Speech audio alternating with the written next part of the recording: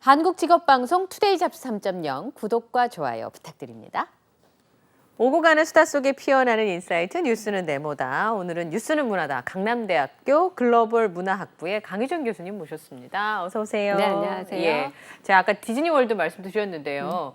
공연계가 이제 드디어 꽃이 피었습니다. 그래서 여러 가지 공연들이 한꺼번에 쏟아져 나와서 팬분들은 굉장히 바쁘실 것 같은데 우리나라 공연장이 참 없다는 생각이 좀 들었어요. 지난번에 브루노 마스가 왔을 때도 그 생각을 했었는데 요즘에 공연장 대관이 그렇게 힘들어요? 그러니까요.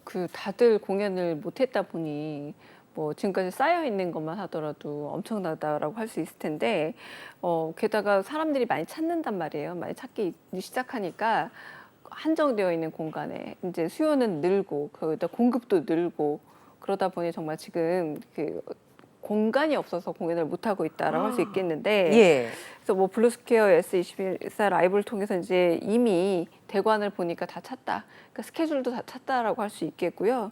그래서 뭐 이승철, 이승윤, 뭐 양효서, 슈퍼주니어 유명 가수들이 주말 대관 다 끝났다라고 보시면 되겠고요. 뭐 야외 페스티벌까지도 그리고 올해 자라섬 재즈 페스티벌이 예. 20주년이래요. 벌써 그렇게 됐어요? 네, 그러니까 되게 의미 있는 또 그렇죠. 그런 행사잖아요. 뭐 이런 행사부터 시작해서 정말 행사가 많기도 하고 다채롭기도 하지만 또 공간은 또 한정되어 있기도 하기 때문에 많은 분들이 또 이렇게 많은데 왜 왜 다 있어? 나는 다 가.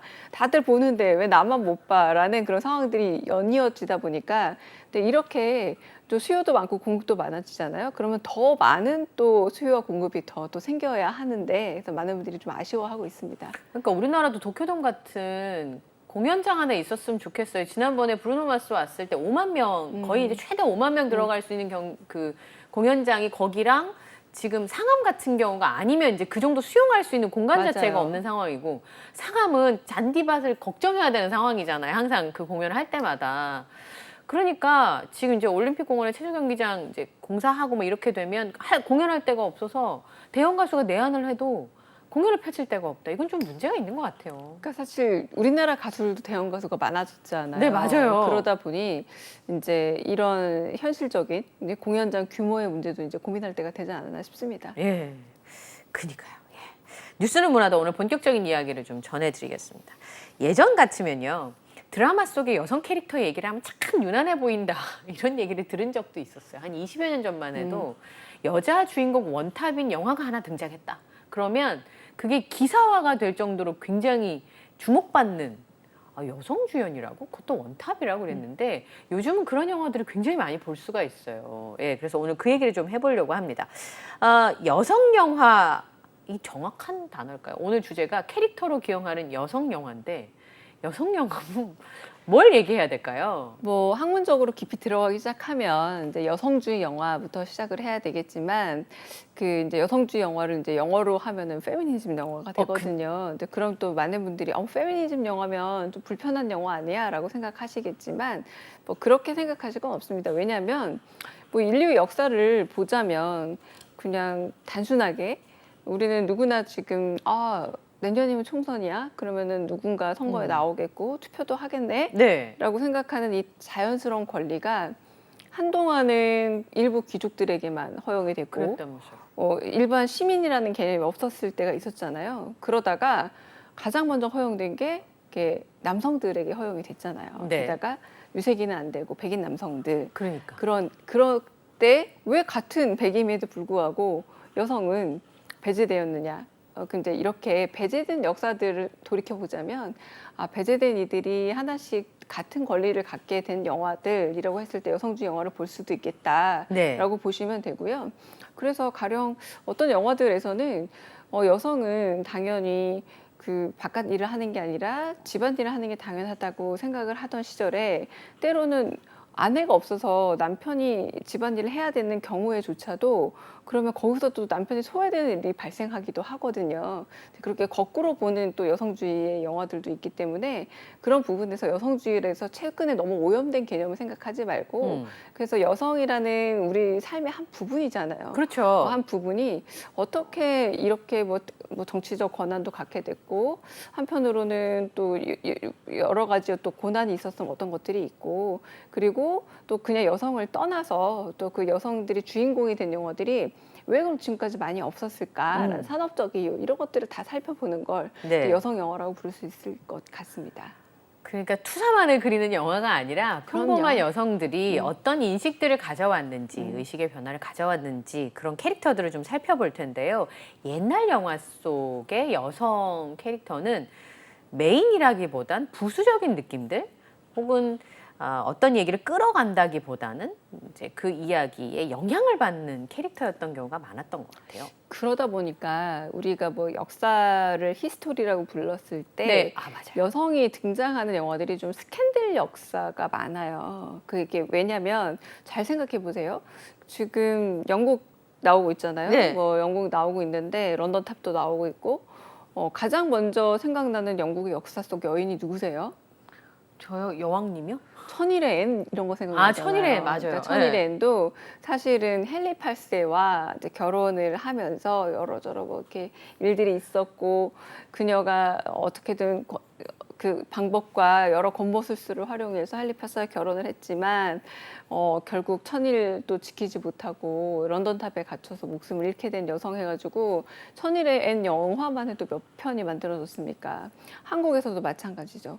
그러니까 왕조 중심의 역사를 기술하다 보니 대부분 왕조 중심이고 그 중에 중간에 이제 여성 인물이 튀어나온다라고 하면은 이를테면 연산군 곁에 있었던 뭐 장록수 얘기라던가 비운의 장희빈이라던가 뭐 이런 악녀 뭐 그런 느낌의 혹은 그렇지 않으면 너무 순종적인 느낌. 스캔들 캐릭터가 너무 많이 등장을 했던 거죠. 네. 그러니까 우리가 역사 그리고 뭐 정사, 야사 이렇게 나눈다고 한다면 스캔들이란 말 자체가 소문에 가깝잖아요. 네. 그러니까 역사로 기록되기에는 좀 여러 가지로 좀 추접한 한편으로는 좀 비사에 가까운 것들의 욕망의 이야기들의 측면에서 문학사적으로 혹은 다른 측면에서 많이 다뤄지긴 했지만 여기서도 우리가 어떻게 접근했나를 알 수 있습니다. 그런데 그래도 그 천일의 앤이 남긴 바로 후세가 엘리자베스 1세이다 보니 네. 나는 영국과 결혼했다라고 하는 그런 정사에서 또 여성의 그 왕권의 역사가 이어지긴 하죠.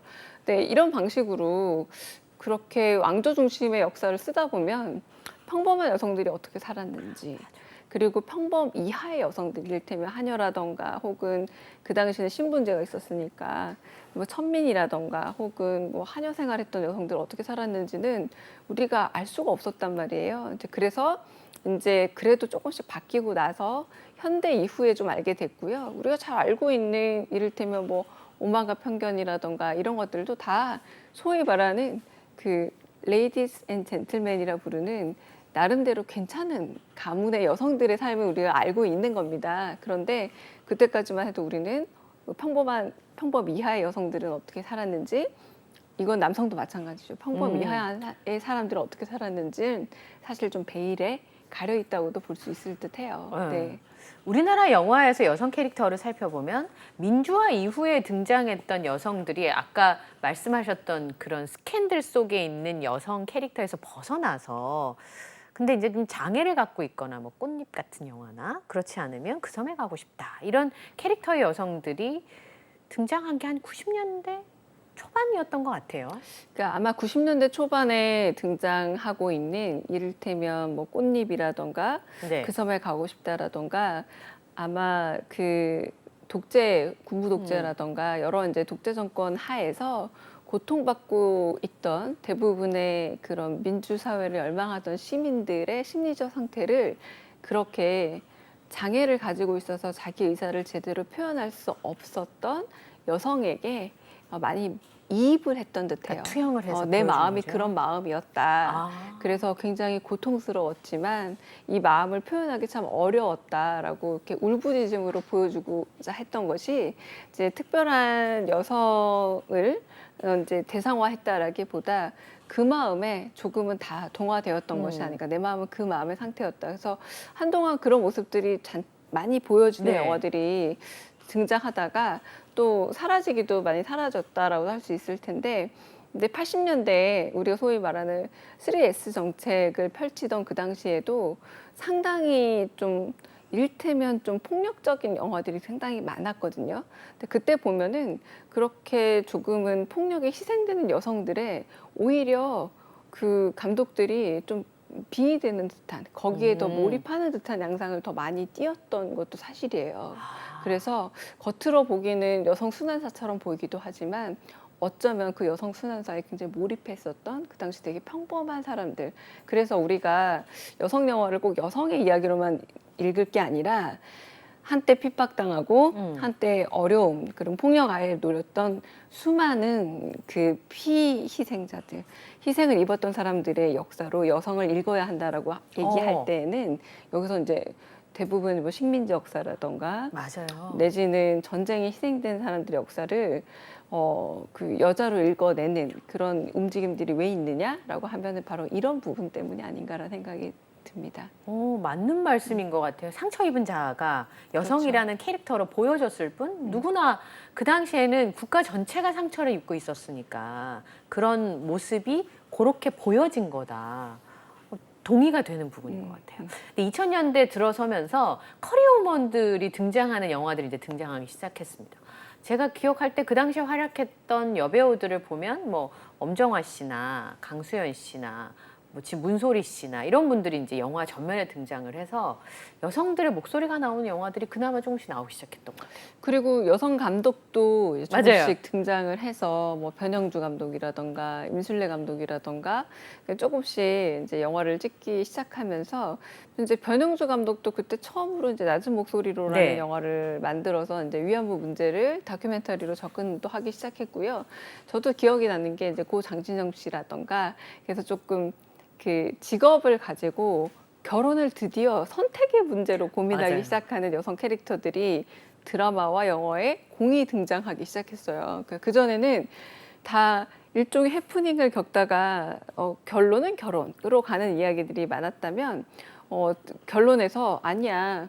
결국 너와 나는 좋은 파트너로 같이 가자. 그러나 결혼은 아직은 미지수야라고 네. 물음표를 남기고 끝낸 영화들이 많아졌고 그게 그 당시에 사실은 일반적인 현실이라기보다는 지향했던 현실이었던 거죠. 이제 90년도 초만 하더라도 이런 이야기로 좀 가자. 그러니까 그 전에 기억나실지 모르겠지만 심혜진 씨와 최민순 씨가 주연을 맡았던 결혼 이야기 같은 경우도 매우 좀 동등한 심혜진 씨의 이미지가 뭐였냐면 바로 80년대에 오피스 레이디라 불렸던 일본의 그 버블 문화의 영향권 안에 있었던 한창 경기가 좋았을 때에는 이런 여성이 많아진단 말이에요.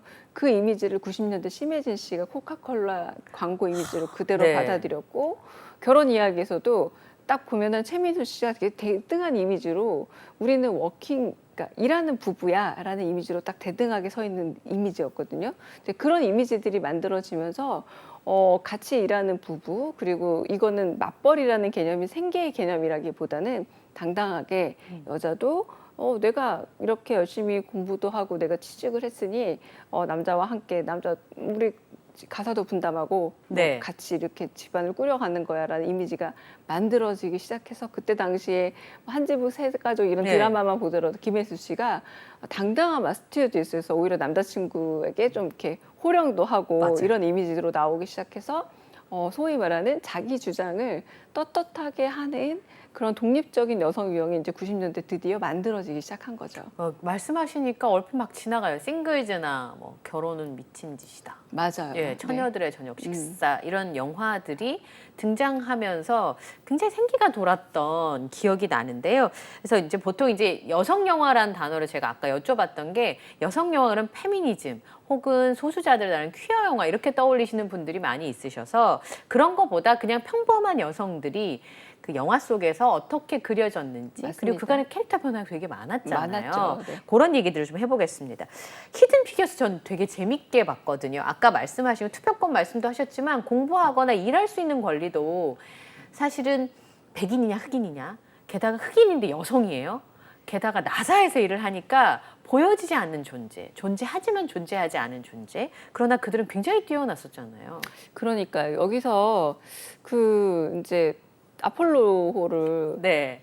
달을 향해서 날려야 하는데 얼마나 많은 인력들이 필요했겠어요. 맞아요. 그리고 지금이야 뭐 AI까지 나온 상황에서 다 누군가 계산 정도 할 수 있겠지만 그래서 그때 당시에 뛰어난 그런 능력을 가진 인원을 모으다 보니까 왜 우리가 선거할 때는 고양이 발도 빌려야 된다라는 농담처럼 이 우주선 쏘려면 고양이 발도 빌려야 되는 상황이 된 거예요. 그러다 보니 아주 뛰어난 능력을 가진 계산 능력과 그리고 여러 가지 행정 능력을 가진 모든 사람들을 모으다 보니 여성도 모으게 됐고 그리고 흑인, 유색인 여성까지 모으게 된 겁니다. 그런데 문제적인 것은 그들의 능력은 사면서도 여전히 화장실은 분리된 유색인 그러니까요. 화장실을 써야 한다라거나 그리고 그조차도 편의를 봐주지 않고 백인 화장실과 멀리 떨어진 곳에 가야 한다라거나 그러니까 회의를 참여하다가 그 생리현상이란 건데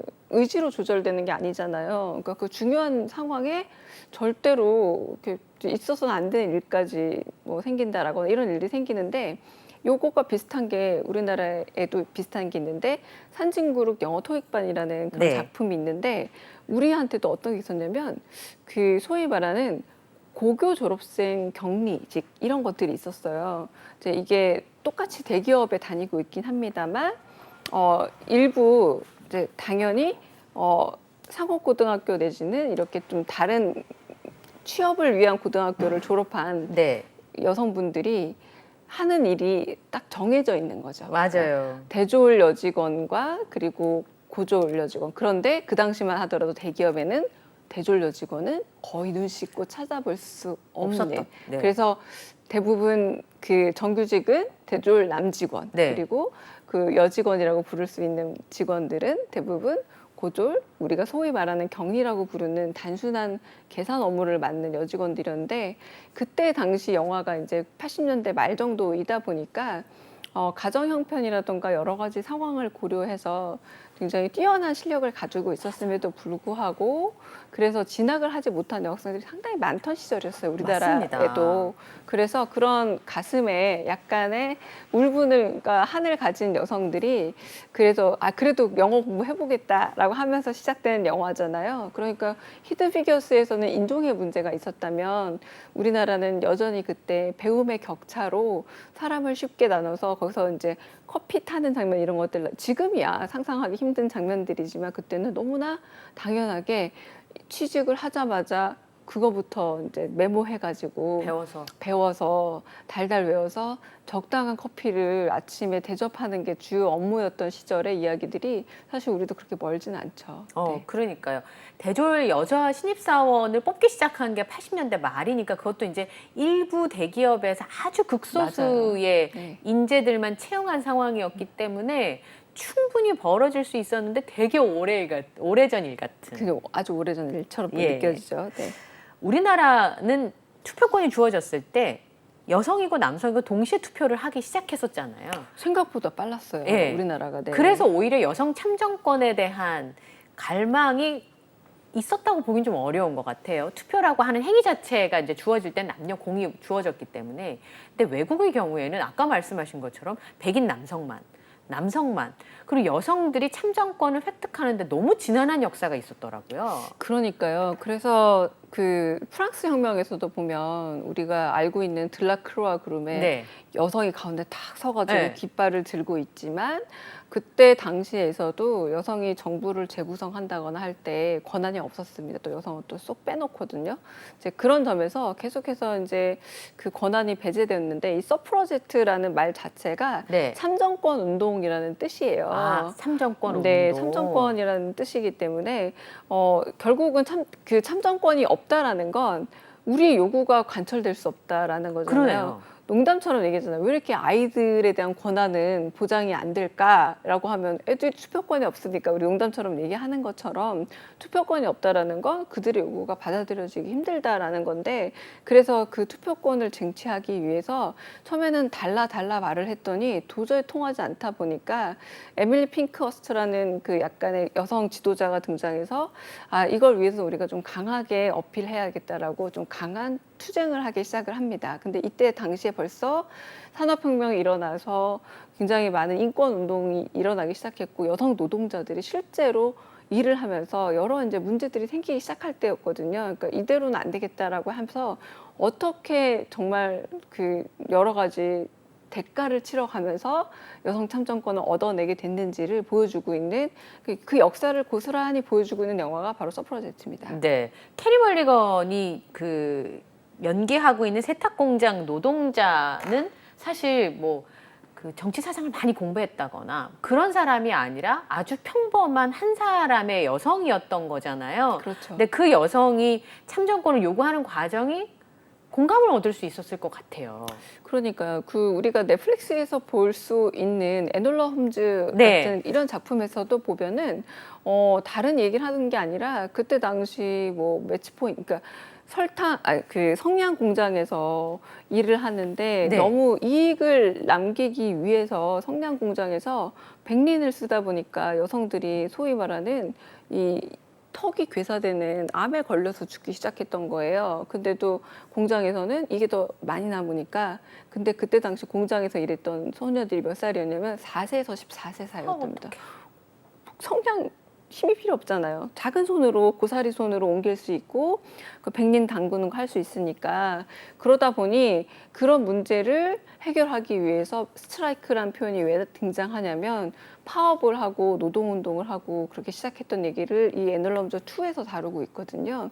결론적으로 그 영화도 여성운동이라고도 볼 수 있지만 그냥 노동자가 아무것도 모르고 그냥 푼돈을 벌기 위해서 자기 목숨을 바치고 있는지 몰랐던 소녀들이 각성하면서 내 목숨의 가치를 보호하기 시작하는 내용이란 말이에요. 그러니까 거기에는 여성, 남성 이렇게 중요한 게 아니라 내가 사람으로서 살아가는 권리를 찾아가는 내용이다라고 볼 수 있는 거죠. 네. 네. 그런 시절이 참 100년도 되지 않았다는 게. 그러니까요. 예. 네. 여자의 복수가 굉장히 클리셰 같지만 친절한 금자씨는 굉장히 충격적이었어요. 우리나라 영화계에서 여성 캐릭터를 가장 매력적으로 그려내는 감독이 아마 박찬욱 감독이 아닐까 싶어요. 그러니까 돌이켜 보면은 올드보이에서도 강혜정 씨가 맡았던 미도라는 캐릭터도 그렸지만, 여기서 이제 친절한 금자씨라고 이제 금자라는 캐릭터를 아예 만들어서 네. 이 복수의 과정을 진짜 친절하게 보여주고 있잖아요. 근데 네. 여기서도 그렇고 박쥐에서도 보면은 김옥균 씨가 맡았던, 우리가 보통 뱀파이어 하면 남자만 떠올리는데 거기서 욕망에 불타오르는 그런 여성 캐릭터를 만들어내기도 했고, 우리 헤어질 결심도 보면은 네. 그 누구보다도 탕웨이 씨가 맡았던 그 캐릭터가 머릿속에 남잖아요. 근데 여기서도 보면 처음에 순진하게 그 당했던 이 금자가 각성을 하면서 이제 복수를 해가 하는데, 네. 제일 중요한 건 피해자를 한꺼번에 다 모아서 이 복수를 집단 복수로 만들어가는 과정이 정말 통쾌했던 게 아닌가라는 생각이 들기도 합니다. 예. 그 이영애 씨가 고함 지르지 않고 대사하는 그 모습이 훨씬 더 복수극에 어울렸던. 지금은 저게 클리셰잖아요. 그렇죠. 이제는 그러니까 그 친절한 금자씨에서 친절함과 복수라는 것이 주는 아이러니 자체가 이 영화의 매력이고, 네. 그리고 워낙에 이영애 씨는 산소 같은 여자로 맞아요. 대중에게 잘 알려진 그런 배우이기도 하고, 뭐 네. 대장금이라던가 워낙 곱고, 그 한편으로는 내면에 폭발적 에너지가 있을 거라 짐작은 되지만 그런 걸 잘 보여주지 않았던 배우였기 때문에 이 작품을 굉장히 기다렸었다고 해요. 그래서 이 작품을 찍을 때쯤 뭔가 이 내 안에 에너지를 터뜨릴 작품을 원했는데 마침 박찬욱 감독이 이 역할을 제시해서 굉장히 후련했었다라고 또 소회를 밝히기도 하더라고요. 예. 이제 그런 영화를 보면서 속 시원하다고 느끼는 그런 작품들이 많이 나오는데, 저는 이 툼레이더 같은 영화가 우리나라에서 가능할까라는 생각을 했었는데요. 이후에 등장하는 영화들을 보면 충분히 가능하고, 최근에 이제 전도연 씨가 그 연기한 킬러들뿐만 아니라 굉장히 통쾌한 장면들이 전 이제 여성이어서 그런지 되게 많이 느껴지더라고요. 악녀란 영화도 그렇고 마녀도 그렇지 않습니까? 그러니까 저는 마녀가 너무 인상적이었던 게, 그 김다미 씨가 일단은 소녀의 이미지가 굉장히 강하고, 그쵸. 그리고 마녀라는 영화 자체가 초반 한 1시간 동안은 그녀가 과연 어떤 육체적인 힘을 쓸 수 있을 정도의 좀 초월적 힘을 가진 소년가 아니면 그냥 평범한 교복을 입은 여고생인가를 관객들도 추리하면서 따라가는 과정이 있는데 거기서 이제 아주 돌출적인 힘을 보여주는 캐릭터로 등장하고 있잖아요. 근데 그런 점에서 이렇게 여성 캐릭터를 어떤 점에서 여전사로 만들어내는 그러니까 릭베송 감독의 뭐 니키타 이후로 네. 뭐 일반화되었다고도 할 수 있겠지만 그 우리나라 영화에서 이런 점의 매력을 소화할 수 있는 저는 신인 배우를 만났다는 게 이 영화에서는 너무너무 반가웠었어요. 그리고 이 김다미 씨라는 배우가 가진 일종의 백지 같은 매력 있잖아요. 그러니까 뭘 어떻게 연기를 그려 나가도 충분히 소화할 수 있을 것 같은 가능성을 봤던 작품으로 아마 많은 분들이 이 영화는 정말 이 편이 만들어질 거야라고 기대했는데 이 편이 나왔던 작품이기도 하죠. 네. 김다미 씨의 저 얼굴이 생각보다 나이가 많아요, 김다미 씨가. 그러니까요. 생각보다 키도 커요. 그리고 진짜 키가 맞아요. 커요. 근데 네. 저 소녀의 아이고 저 계란 장면이 너무 유명하죠. 네, 그러니까요. 예, 저런 모습도 굉장히 멋있었고, 김옥빈 씨의 활약이 그 돋보이는 악녀라는 영화도 지금까지 영화 속에 등장했던 캐릭터와는 되게 다른. 그러니까 한국에서 여성 액션 영화를 할 때 제가 가장 아쉬웠던 점이 뭐였냐면 한편으로는 여성 액션 영화를 할 때 물리적으로 그걸 견딜 만한 좀 체구가 되어야 된다고 생각을 하거든요. 근데 동양인과 서양인의 차이가 일단 있다 보니까 네. 서양인들이 액션 연기를 할 때는 굉장히 단단한 어떤 타격감들을 주는데 신체적인 준비가 되어 있는 느낌들이 있다면 간혹 어떤 여성 배우들이 이 액션 연기를 보여주는데 아이고 저러다 뼈 부러질라라는 걱정이 들 정도로 너무 그 한국인이 추구하는 미적인 외모에서 벗어나지 못한 채 액션 영화를 출연할 때 아쉬움이 있었어요. 그런데 김옥빈 씨나 마이 네임에 등장하는 한소희 씨 같은 경우는 그런 면에서 한소희 씨는 증량을 했거든요. 오히려 네. 좀 체중을 증량을 해서 좀 그게 맞다고 봐요. 액션 영화이기 때문에 액션 영화에서 그런 무게감을 보여주면서 그래야 타격감과 그리고 방어할 수 있는 능력을 보여주고 있거든요. 그래서 그런 부분에서 악녀는 한국에서도 그렇게 이렇게 말 그대로 물리적인 느낌으로도 연기가 가능하구나를 보여주는 그런 연기를 보여줬고 저는 유령이라는 영화에서 이혜영 감독의 그 보여주고 이한희 씨의 연기도 엄청난 타격감과 방어 능력을 보여주고 있어서 한국에도 이렇게 액션 연기로 준비되어 있고 준비할 수 있는 여배우들이 있구나라는 걸 보여줬다는 점에서는 굉장히 반가웠습니다. 네. 물리적인 힘도 있지만 권력이라는 힘도 있잖아요. 정치하는 여성을 멋있게 그리기가 참 어려워요. 어렵죠. 정말 이 정치하는 여성을 멋있게 그리기도 어렵지만, 그러니까 저는 이 페이버릿이라는 용어가 뭐냐면 예. 사실은 영국 왕실에서 왕이 곁에 두는 사람을 페이버릿이라고 한답니다. 최측근. 그러니까 그 왕이 페이버릿이야라고 하면 우리는 뭐라고 부르나요? 우리는 뭐 측근이란 말도 쓰고 좀 나쁜 말로 뭐 십상시야 뭐 이런 표현도 쓰잖아요. 문고리 권력이죠. 문고리 권력. 예. 이렇게 조금 약간의 비하와 비아냥도 포함이 된 거죠. 용어가 이제 페이버릿이라고 하더라고요. 예. 근데 여왕에게 그 페이보릿이 여자인 게 더 좀 기발한 아이디어인 겁니다. 그러네요. 남성이었으면 또 다 느낌이 달랐을 텐데. 남성이었으면 좀 더 단순한 맥락을 연상했을 텐데 그래서 이때 당시에 나름대로 그 왕당파와 기억나시죠? 뭐 피그파니, 왕당파니 이 대결을 중간에서 조율하고 있는 이 여왕 곁에서 그 조율 과정에서 끊임없이 정치적 이익을 노리기 위해서 뒤에서 또 조율하는 페이버릿이 있었다라는 내용으로 출발하는 그런 작품이에요. 그러니까 권력 뒤에는 그 권력을 이용해서 또 다른 그림자 권력을 행사하는 누군가가 있기 마련인데 그건 예나 지금이나 마찬가지다라는 걸 보여주고 있는 작품이고 여기서는 정말 소위 말하는 미친 연기력을 보여주는 새 여배우의 팽팽한 그 연기 대결이 볼만합니다. 굉장히 쫄깃하겠는데요. 그래서 텐션이 높아서. 누가 여우주연상을 받아도 모자람이 없다라고 그때 당시 평가를 받았던 작품이기도 하고요. 예. 그 영국 왕실을 배경으로 해서 저런 치밀한 심리극을 보여준 작품이 또 드물었기 때문에 그때 당시 말 그대로 여기서 누가 정말 상을 받게 될까라고 기대했던 작품이기도 합니다. 저는 차이나타운이라는 영화도 굉장히 놀라웠었는데 우선 김혜수 김혜수 씨. 씨의 네네, 외양 맞습니다. 자체가 좀 충격적이기도 했었고요. 그 느와르는 보통 남자들 뭐 신은경 씨 조폭마누라 아닌 다음에야 그죠? 그 전에 그렇게 생각해 제가 너무 단순하게 말했네. 예. 그랬는데 느와르 장르에 정말 보스의 느낌이 났어요. 김혜수 씨가. 김혜수 씨가 몇몇 영화에서 연기 변신을 좀 선 굵게 보여줬던 장면들이 있죠. 여기서도 나름의 외모적 변신을 시도했어요. 그래서 말 그대로 좀 아름다움을 버리고 네. 범죄계의 어두운 속된 말로의 엄마 역할. 그러니까 진짜 나은 엄마라기보다 이렇게 거리 아이들을 모아서 그 범죄 숙주 역할을 하는 그런 엄마 역할을 해냈는데요. 이제 김고은 씨와의 대조적인 그 이미지 변신이 또 이제 눈길을 끌었던 작품이기도 하고 차이나타운이라는 이 일종의 공간적 이미지를 스스로 구현하기 위해서 굉장히 애썼던 작품도 바로 이 작품이 아닌가 싶습니다. 네.